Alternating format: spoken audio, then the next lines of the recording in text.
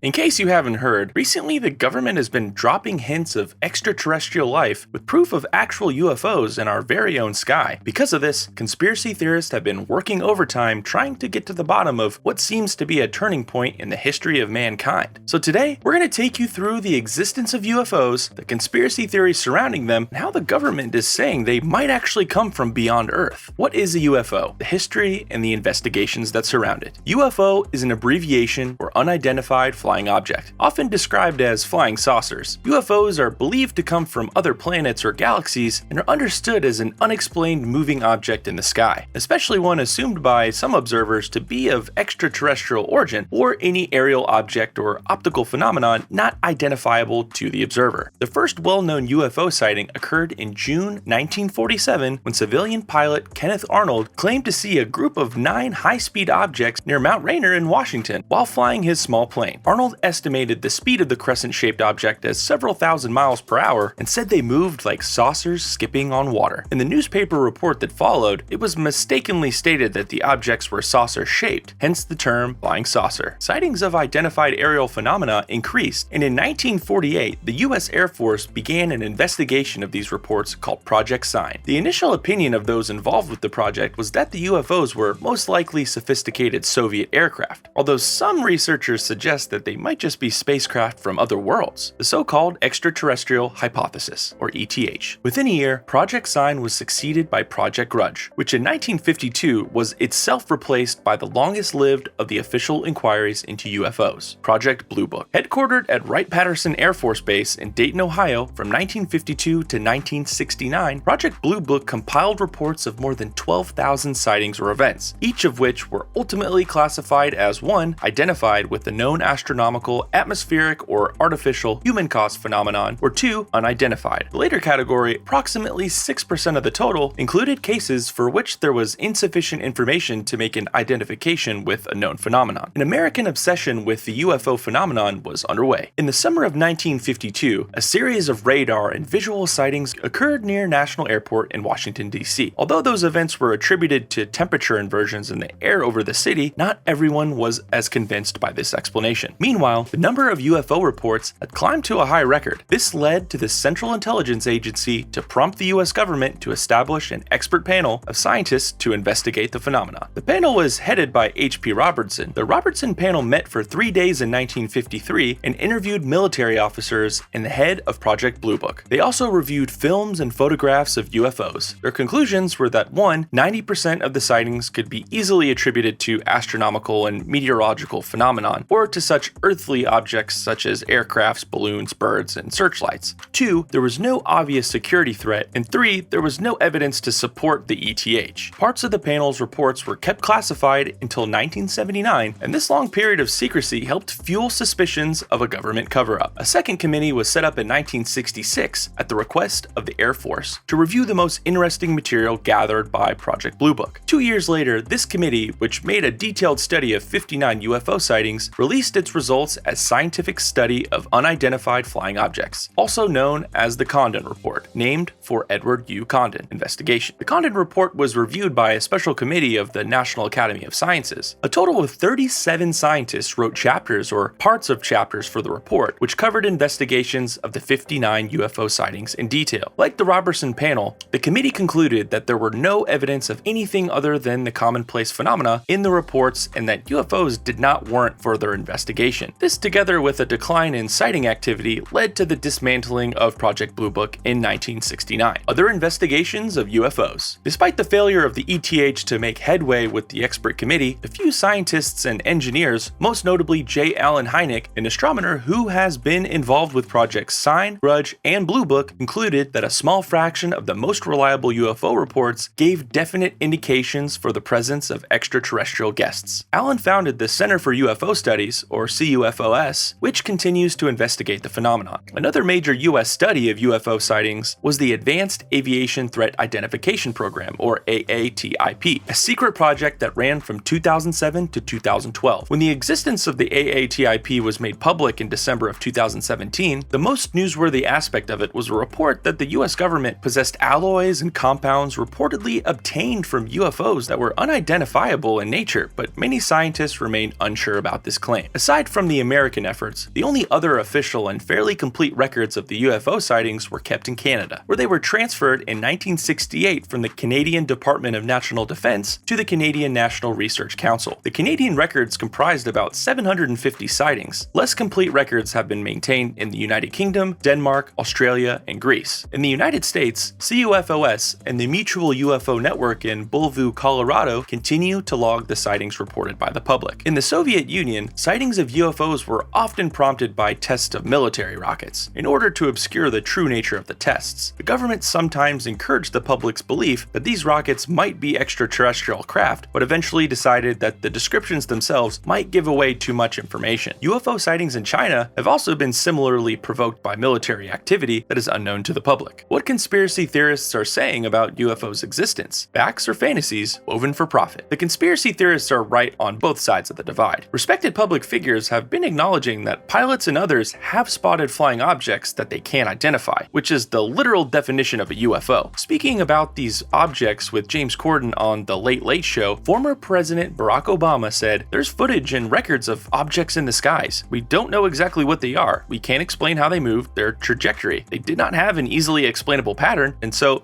I think that people still take it seriously, trying to investigate and figure out what. John Ratcliffe, a former intelligence director, also said, "When we talk about sightings, we are talking about objects that have been seen by Navy or Air Force or have been picked up by satellite imagery that frankly engage in actions that are difficult to explain. Movements that are hard to replicate that we don't have the technology for." Former investigations chief John Callahan said, "In the past, they would say it's like talking to a kid that has done one thing wrong and you pat him on the back and say, 'Nice going.' Now it looks like maybe we've made a difference. I know that there are UFOs out there." Different scientists also had their theories about it. Derek Demeter, a planetarium manager at Seminole State College of Florida, said they can't be verified at the moment because they don't really know what it is. Could be a UFO? I'm pretty confident it won't be from another planet. Neil deGrasse Tyson, a scientist, also explained in an interview, people's imagination got the best of them when they came to report about the alien abduction, as they couldn't come with the film. The fact that you don't know what it is not evidence that you know what it is. There would have been concrete evidence if aliens were landing and taking off on our planet, he also stated. American UFOologist Dr. Stephen Greer said, "What's behind how these UFOs move? Whether there is physics behind it, at the secrecy that's been built around this subject, if we are able to break that down and bring this technology out, we can create an entirely new civilization here and solve some of our worst problems." A science writer also mentioned that it's actually the glare from the infrared. The engines of a plane are very, very hot, and it shows up in the heat-sensitive cameras essentially as bright light. Conspiracy theorists believe that the remains of a spacecraft that crashed at Roswell in 1947, as told in Area 51, an Air Force base near Las Vegas. Some believe that the government studies time travel at Area 51. What goes on inside Area 51 is extremely secretive, and that's only helped more conspiracy theories grow legs as to whether or not these stories of aliens are real or that the government just wants to make more profit. A UAP task force was created in August of 2020 to investigate the UFO sightings by the United States military. The US passed the $2.3 trillion omnibus appropriation bill in December of 2020 concerning the investigation, and the Pentagon report must submit a report about what they know in April 2020. The Pentagon report officially released 3 videos of the UAPs. The Pentagon report won't make classified annex public, which begs the question, what is the US government hiding? Alien activity? Actual aliens? Proof of a rival nation's secret weapons? Or nothing at all? 2/3% of Americans believe in life on other planets. 56% believe aliens have already made contact or will within the next 100 years. And 50% believe UFOs may be alien spacecraft. Ultimately, humans have always believed that there is more to the universe than of our 5 senses reveals to us. Well, that's a wrap for the video, guys. I hope you enjoyed it, and thanks for watching. Let us know in the comments section what your own thoughts are about the UFOs. Whether you believe they are actually aliens or you feel they are just simply unidentified objects. See you in the next video.